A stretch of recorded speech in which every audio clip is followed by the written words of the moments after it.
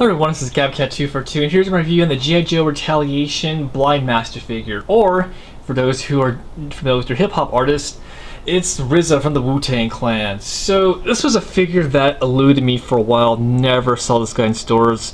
Mostly saw him at conventions at very inflated prices, but I've been finding this guy at Toys R Us, so I picked him up, and he's actually a pretty cool figure. I mostly just got him because I've been wanting to get some new figures for a while, and so I figured he was on the pegs, why not get him? So, pretty cool figure, looks pretty good representation of the RZA as Blind Master, and he actually has a pretty cool accessory. So, the first two things he has in his hand, he has this sword, which has these rings inside it. Would have been nice to have a little more detail on the rings, but I'm not going to complain about that.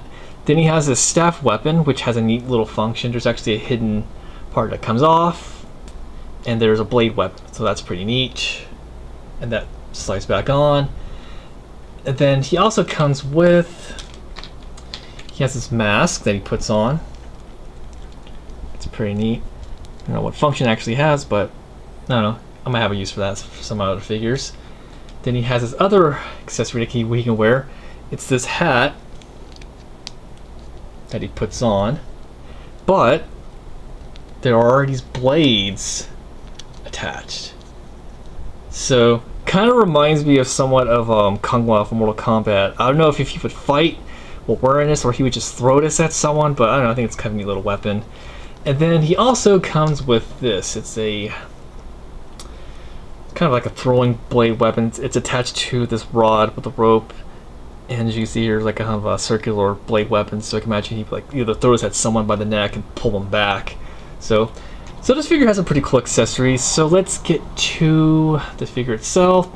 I can kind of tell this was probably reused parts from other figures, judging by his kimono and also the bottom legs. These obviously were made from the Cobra Ninjas, but it works for what they did.